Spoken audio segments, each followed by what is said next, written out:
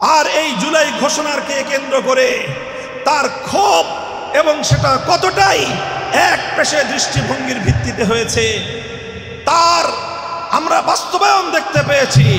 যারা জুলাই যোদ্ধা ছিল, যাদের নেতৃত্বে জুলাইয়ের বিপ্লব সংগঠিত হয়েছে, সেই আত্মাভিমানী ছাত্র জনতা, ছাত্র নেতৃত্ব সেই জুলাই ঘোষণার অনুষ্ঠানকে পর্যন্ত তারা বর্জন করেছে।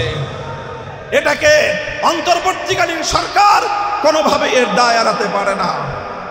অন্তর্বর্তীকালীন সরকারের ভাবসাব দেখে মনে হচ্ছে যে এখন তারা কোনোভাবে কোনো এক দলের কাছে বা কোনো একটি পক্ষের কাছে রাষ্ট্র ক্ষমতা গছায় দিয়ে বিদায় নিতে পারলেই যেন বেঁচে যায়। ডক্টর ইউনূস সাহেব, তালগাছে উঠা সহজ, কিন্তু তালগাছ থেকে নামার জন্য যথাযথ প্রক্রিয়া অবলম্বন না করলে তালগাছ থেকে পড়ে মাজা ভাঙবেন, মাথা ভাঙবেন, আপনার কিন্তু ইতিহাসের দায় এড়াতে পারবেন না। দায়িত্ব যখন গ্রহণ করেছেন, বাংলাদেশে স্পষ্ট নির্বাচনের লেভেল প্লেইং ফিল্ড তৈরি করে এদেশের গণমানুষের আস্থার নির্বাচন উপহার দেওয়া ছাড়া আপনার মুক্তির কোনো উপায় নাই। সেই ব্যবস্থা আপনাকে করতেই হবে। নির্বাচনের লেভেল প্লেইং ফিল্ড তৈরি করতে হবে। শাপলা চত্বরের এই রক্তকে স্বীকৃতি প্রদান করতে হবে। 2009 সালের বিডিআর বিদ্রোহে 57 জন দেশপ্রেমিক সেনা কর্মকর্তার এই দেশ বিরোধী আন্তর্জাতিক আধিপত্যবাদী বাংলাদেশ বিরোধী শক্তির এই বাংলাদেশ বিরোধী ষড়যন্ত্রকে জুলাই ঘোষণার মধ্যে স্থান দিতে হবে। জুলাই সনদ দিয়ে সেটার আইনগত কোনো একটি ডিক্লারেশনের মাধ্যমে, গেজেট প্রকাশের মাধ্যমে, যে কোনো উপায়ে আইনগত একটি ভিত্তি তৈরি করে দিয়ে যেতে হবে। পরবর্তী আপনাদের মনোনীত একটি সরকারের আজ্ঞার উপর, তাদের দয়ার উপর জুলাই যোদ্ধাদেরকে, জুলাইয়ের বিপ্লবীদেরকে আপনারা পেন্ডিং রেখে চলে যাবেন, ইতিহাস আপনাদেরকে ক্ষমা করবে না। কাজেই সেজন্য আমরা বলবো, সংস্কার এবং নির্বাচন বিষয়ক নতুন যে বন্দোবস্ত, যে ব্যবস্থাপনা, সেটার আইনগত ভিত্তি তৈরি করে আগামীর বাংলাদেশে সেটার বাস্তবায়ন নিশ্চিত করাই বর্তমান সরকারের সবচেয়ে গুরুত্বপূর্ণ এজেন্ডা। সেটা যদি করতে ব্যর্থ হয় তাহলে কাঙ্ক্ষিত মানের নির্বাচন সম্ভব নয়, গ্রহণযোগ্য নির্বাচন সম্ভব নয়, এবং অন্তর্বর্তীকালীন সরকারের ব্যর্থতার গ্লানি থেকে মুক্ত হওয়ার ভিন্ন কোনো রাস্তা নাই। সংগ্রামী সাথী ও বন্ধুগণ, এই পর্যায়ে এসে আমি বাংলাদেশ খেলাফত মজলিসের পক্ষ থেকে আজকের এই শ্রমিক কনভেনশন এবং আমার প্রতিটি সহযোগী সংগঠন এবং সারা দেশের বাংলাদেশ খেলাফত মজলিসের তৃণমূলের সকল নেতাকর্মী, সকল শাখাগুলোকে উদাত্ত আহ্বান জানাতে চাই। বাংলাদেশ খেলাফত মজলিস চলমান এই নির্বাচনী ডামাডোলের মধ্যে, চলমান নির্বাচন কেন্দ্রিক বিভিন্ন বিতর্ক এবং বিভিন্ন বিরোধের মধ্য দিয়ে বাংলাদেশ খেলাফত মজলিস মনে করছে আগামী জাতীয় নির্বাচনে বাংলাদেশ খেলাফত মজলিস 300 আসনে দলীয় প্রতীক রিকশা নিয়ে জাতীয় সংসদ নির্বাচনে প্রতিদ্বন্দ্বিতা করবে ইনশাআল্লাহ। ইতিমধ্যে বাংলাদেশ খেলাফত মজলিস 223টি আসনে তার প্রার্থিতা ঘোষণা করেছে। অবশিষ্ট 77টি আসনের আমাদের প্রার্থিতা ইনশাআল্লাহ তালিকা চূড়ান্ত করার পথে। 300 আসনের প্রার্থী ঘোষণা করে বাংলাদেশ খেলাফত মজলিস তৃণমূল থেকে তার নির্বাচনী কার্যক্রম জোরদার করার মধ্য দিয়ে ইনশাআল্লাহ আগামীর বাংলাদেশকে একটি সুন্দর বিপ্লবের পাটাতন তৈরি করবার জন্য, একটি ভিত তৈরি করবার জন্য বাংলাদেশ খেলাফত মজলিস তার ভূমিকা পালন করবে। সেই ক্ষেত্রে আমরা সর্বশেষ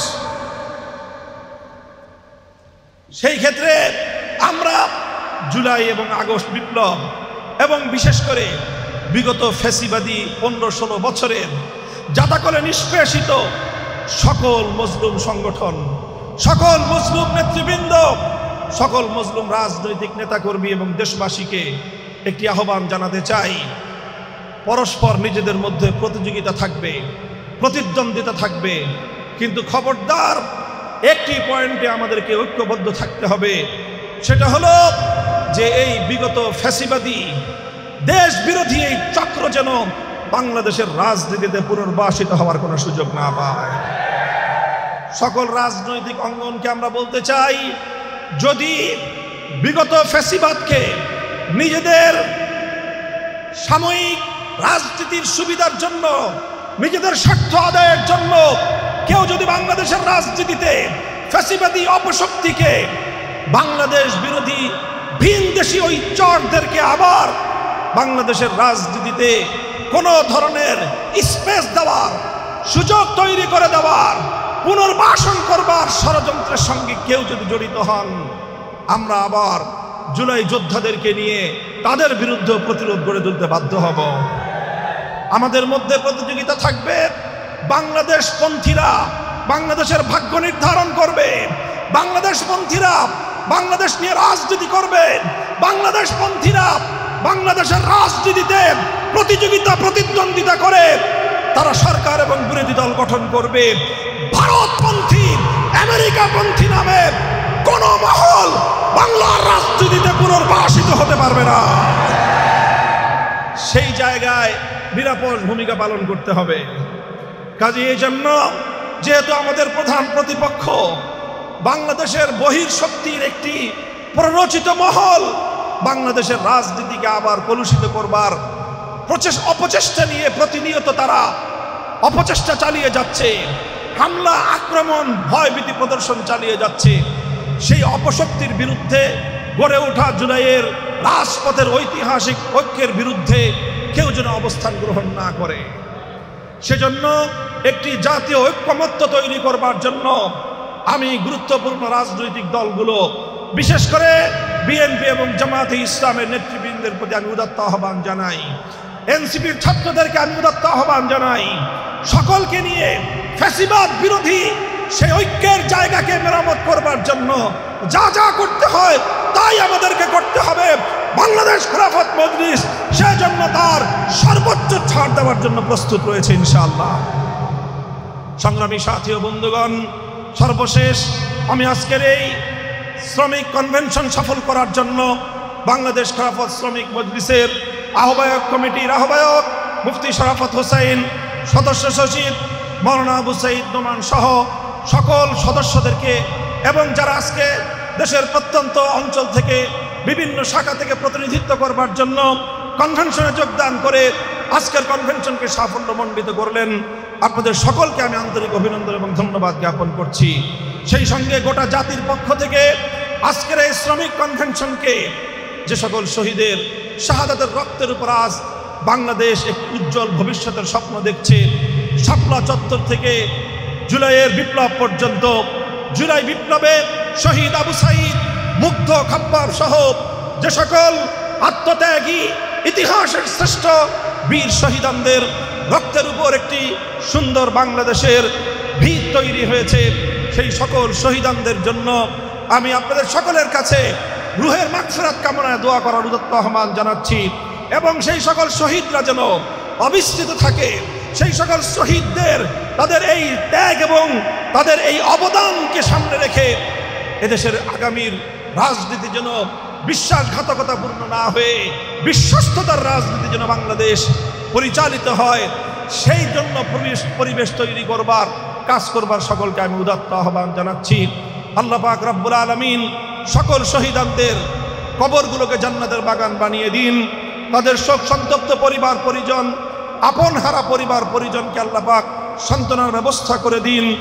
আবার যদি জুলাই আসে, আবার রক্ত দিব, আবার যখন আগস্ট আসবে, বিজয়ের মিছিলের জন্য শাহাদাতের কাফনের কাপড় পরে আমরা আবার রাজপথে নামব, সেই প্রত্যাশা ব্যক্ত করে আল্লাহ পাক রব্বুল আলামিনের শুকরগুজারি সাহায্য কামনা করে বক্তব্য শেষ করলাম।